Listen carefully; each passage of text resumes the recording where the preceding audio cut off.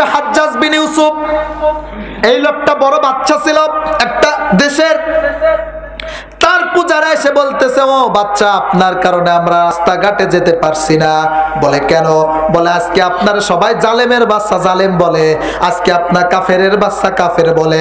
আমাদের দেশের প্রেসিডেন্ট আপনি, কিন্তু সবাই আপনার জালেমের বাচ্চা জালেম বলে। বাচ্চা হাজ্জাজ বিন ইউসুফ রেগে গেলেন, বলে আজকে দেখে আমি নিজেই যাব।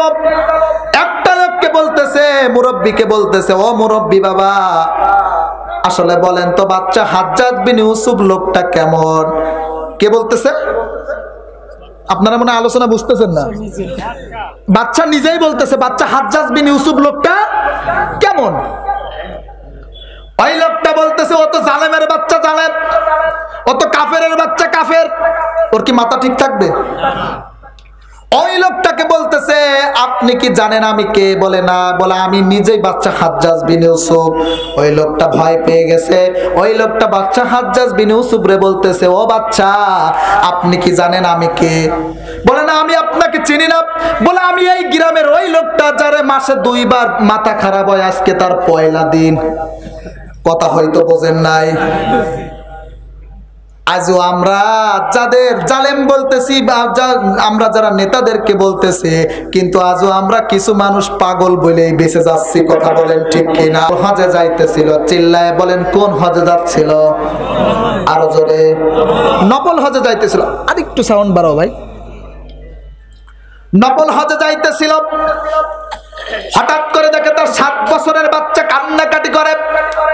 বলে বাবা কেন কান্নাকাটি করো? বলে পাশের বাড়ি একজন গরুর গোশত রান্না করেছে, আমি তার কাছে চেয়েছি, আমার ঘাড় ধাক্কা দিয়ে বের করে দিয়েছে।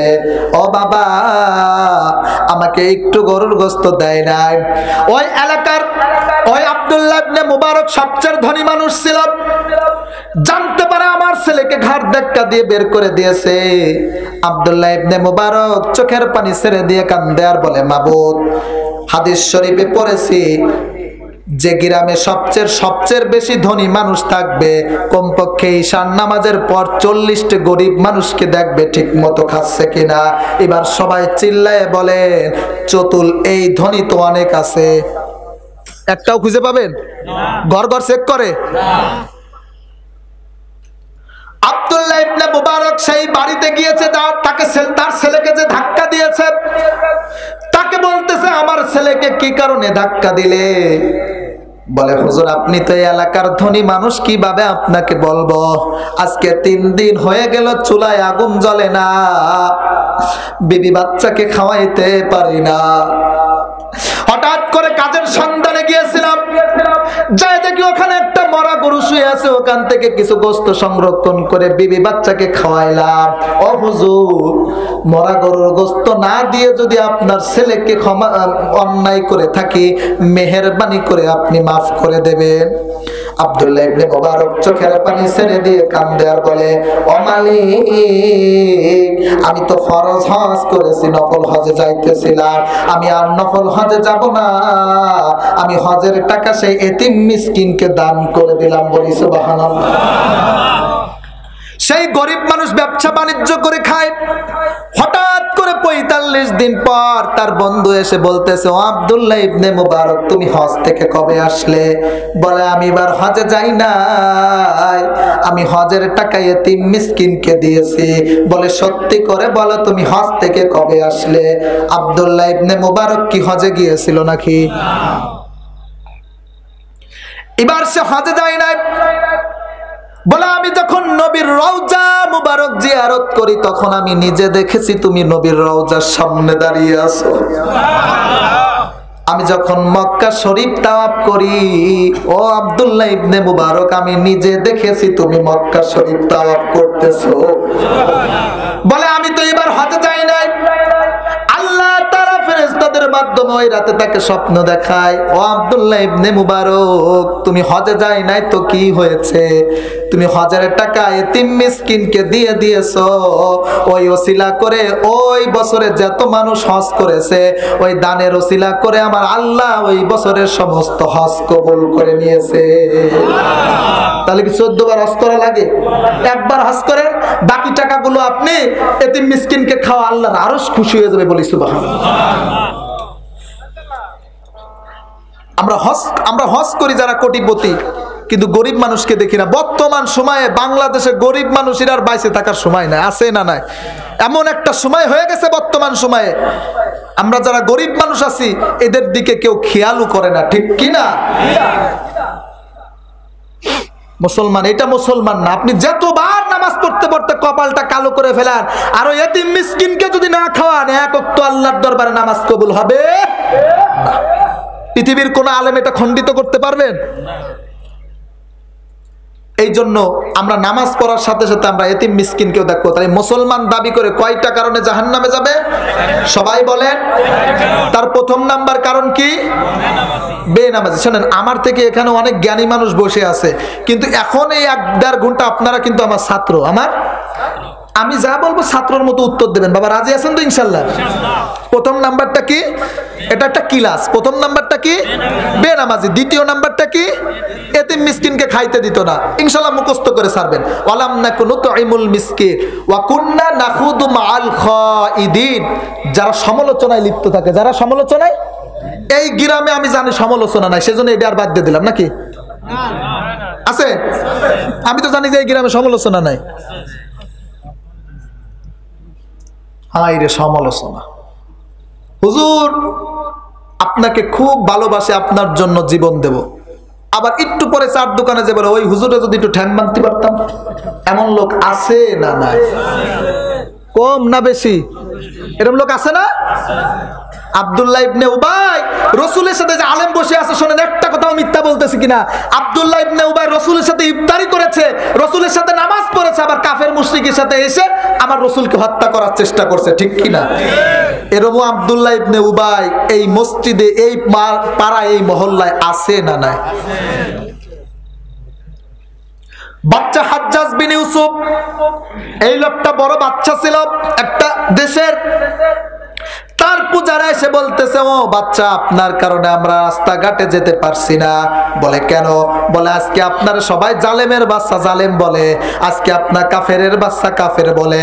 আমাদের দেশের প্রেসিডেন্ট আপনি, কিন্তু সবাই আপনার জালেমের বাচ্চা জালেম বলে। বাচ্চা হাজ্জাজ বিন ইউসুফ রেগে গেলেন, বলে আজকে দেখে আমি নিজেই যাব। একটা লোককে বলতেছে, মুরব্বীকে বলতেছে, ও মুরব্বী বাবা, আসলে বলেন তো বাচ্চা হাজ্জাজ বিন ইউসুফ লোকটা কেমন? কে বলতেছে? আপনারা মনে আলোচনা বুঝতেছেন না। বাচ্চা নিজেই বলতেছে বাচ্চা হাজ্জাজ বিন ইউসুফ লোকটা কেমন। ওই লোকটা বলতেছে, ও তো জালেমের বাচ্চা জালেম, ও তো কাফেরের বাচ্চা কাফের। ওর কি মাথা ঠিক থাকবে? ওই লোকটাকে বলতেছে, আপনি কি জানেন আমি কে? বলে না। বলে আমি নিজেই বাচ্চা হাজ্জাজ বিন ইউসুফ। ওই লোকটা ভয় পেয়ে গেছে। ওই লোকটা বাচ্চা হাজ্জাজ বিন ইউসুফ রে বলতেছে, ও বাচ্চা, আপনি কি জানেন আমি কে? বলে না, আমি আপনাকে চিনি না। বলে আমি এই গ্রামের ওই লোকটা যারে মাসে 2 বার মাথা খারাপ হয়, আজকে তার পয়লা দিন। কথা হয়তো বোঝেন নাই। আজও আমরা যাদের জালেম বলতেছি, আমরা যারা নেতাদেরকে বলতেছি, কিন্তু আজও আমরা কিছু মানুষ পাগল বলেই বেঁচে যাচ্ছি। কথা বলেন ঠিক কিনা? এই জন্য আমরা বলতে চাই, সমাজে আপনি কারো নামে গীবত করিয়েন না, আপনি সমাজে কারো নামে তহমত করিয়েন না। কারণ আপনি যার নামে গীবত করবেন, ওর অন্যায় কাজটা আপনার ভিতরে আসবে, আর আপনার সওয়াবটা ওর ভিতরে দিয়ে দেবে কে? আপনি এই শীতের ভিতর কষ্ট করে ওযু করে নামাজ পড়েন, আর একজনের নামে গীবত করেন, আর ওর ভালো কাজ, অন্যায় কাজটা আপনার আসে, আর ওর ভালো কাজটা ওর চলে যায়। এতে কোনো লাভ আছে? তারপরেও আমরা করতেছি। চার দোকানে বসতে 180 মাইল বেগে চলে, ঠিক কিনা? আর মহিলারা যদি একসাথে 14 জন হয়, ওরে আল্লাহ, আছে না নাই? মহিলারা গীবত করে কেমনে দেখেন, সিস্টেম আছে কেমন। কথা বললেই তো গীবত হয়ে যায়, আগে বলে নাই, কথা বললেই তো গীবত হয়ে যায়, কি বলবো, তারপরে গীবত শুরু করে, ঠিক কিনা? আমরা গীবত থেকে বেঁচে থাকবো ভাই, গীবত করব না আমরা, কারণ নামে আমরা কিছু বলবো না। আজকে আমরা সমাজে গীবতের এই মানে ব্যাধিটা সবচেয়ে বেশি ঢুকেছে, ঠিক কিনা? একে অপরকে আমরা সহ্য করতে পারি না, হিংসায় ভরে গেছে। আমার যেন হয় ওর জন্য না হয়, এমন আছে না নাই? এত হিংসা, মনে এত হিংসা। আমি সর মনে করি আট্রসির একজন মারা গেলে জানাজাও যায় না। আমি মনে হয় ভুল বলতেছি ভাই? আমি বিএনপি করি, আমলিকের একজন মারা গেছে, আমি ওর ভুলেও যাবো না, ও তো আমার দলের না। এটা কি মন মানসিকতা? কিয়ামতের ময়দানে কি আল্লাহ ডাকবে, তুমি আমলিক করো আলাদা, তুমি বিএনপি করো আলাদা, তুমি সরমনাই করো আলাদা, তুমি জামাত করো আলাদা, এমন কি ডাকবে আল্লাহ? এই যে মিয়ানমারে কিছুদিন আগে যে মাইরে সব মুসলমানের শেষ করছে, ওখানে সরমনাই, কওমি, জামাত এগুলো দেখছে নাকি? যেই পড়েছে লা ইলাহা ইল্লাল্লাহ মুহাম্মাদুর রাসূলুল্লাহ, সেইটাকেই মেরেছে, ঠিক কি না? একদম কোরআনের আলোচনাটা শুনে যান ভাই, একদম মূল। আমি আমার আলোচনার বিষয় আপনারা রাগ করলেও করা কিছু নাই, আমি বাস্তবতা সমাজ নিয়ে কথা বলি, একটু মনোযোগ দিয়ে শোনেন। আচ্ছা, আল্লাহর কাছে নামাজ, কালাম, কোরআন, এর কি কোনো ভাগ আছে? আল্লাহ বলছে আমল করো, অল্প আমল, যে আমলের ভিতরে ইখলাসের নিয়াত আছে, যে আমলের ভিতরে বিশুদ্ধিতা, ভালো আমল। বেশি আমল দরকার না, সারা রাত তাহাজ্জুদ পড়লেন, ফজরের নামাজ পড়লেন না, সে আমল করে লাভ আছে? অল্প আমল করেন। এবার একটু সত্যি কথা মনে পক্ষে একদম মনোযোগ দিয়ে বলেন, এই আমলটাও আজকে ভাগ করে নিছি না? কোন দরবারের কোন আমল, এই হুজুরের কোন আমল, ওই হুজুরের কোন আমল, এটা ভাগ করে নিছি না? নিছি না? আপনাদের এদিক তো মনে হয় নাই। একটু তাহলে মিলান তো। এখন যদি আট্রসি আলাদের কাছে আমি বলি আপনাদের আমল কোনটা, ওরা বলবে মাসে মাসে টিরাক টিরাক গরু নিয়ে আসো, কথা বলেন ঠিক কিনা?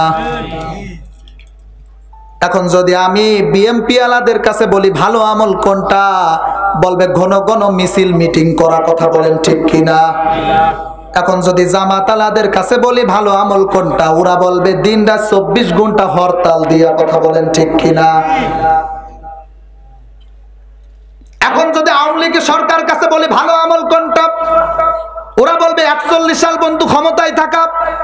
এবার মনে হয় রাগ করলেন নাকি? চাচা ইরশাদ তো মরে গেছে, ওর কথা কি বলবো? চাচা ইরশাদের কাছে যদি বলা হয় ভালো আমল কোনটা, চাচা ইরশাদ বলবে সকালে এক কথা বলা, বিকেলে আর এক কথা বলা। কথা হয়তো বোঝেন নাই। আজকে আমরা আমলটাকে ভাগ করে নিয়েছি। সব মুসলমান যদি মনে করতাম, সেদিনকে আমার এক মাহফিলে সিলিপ আসছে, হুজুর আপনি ওয়াহাবি না, সুন্নি না, জামাত না, খারেজি। আমি বললাম আমি কোন আল্লাহর কোরআনটা হাতে নিয়ে বলতেছি, আমি কোন দলের এজেন্ট না। কিয়ামতের ময়দানে আমি আল্লাহর মুসলমান, আমি নবীর উম্মত, এই হিসাবে এই পরিচয় উঠবো। কথা বলেন ঠিক কিনা? এই জন্য মুসলমান আসেন আমরা ঐক্যবদ্ধ হই। আজকে মিয়ানমারে মার খায় মুসলমানরা, কাশ্মীরি মার খায়, আমাদের ভিতরেও মায়ের আসতে পারে। আমরা হয়তো বেঁচে যাব তা নয়। চাইনাতে গজব শুরু হয়ে যে আমাদের বাংলাদেশেও মাস্ক ঢুকছে কি ঢুকছে না? এই জন্য মুসলমান আসেন আল্লাহর কাছে তওবা করি। তওবাকারীকে আল্লাহ ভালোবাসে। তুবু ইলাল্লাহি তাওবাতান নাসুহা। নাসুহার ব্যাখ্যা আমি পুরা কোরআন শরীফ গবেষণা করে 3 জায়গায় পেয়েছি। প্রথম নাম্বার কারণ হচ্ছে আমি আল্লাহর কাছে দিল মন নরম করে ফেলবো এবং যার কাছে অন্যায় করেছি তার কাছে মাপ চাইবো। তারপর আমি আল্লাহর কাছে মাপ চাইবো, আমার আল্লাহ জীবনের সমস্ত গুনাহ খাতা মাফ করে দেবে। সুবহানাল্লাহ। তওবার এই শিক্ষাটা একটু জেনে নেন। আপনি তওবা করলেন, আল্লাহ আর জীবনে সুদ খাবো না,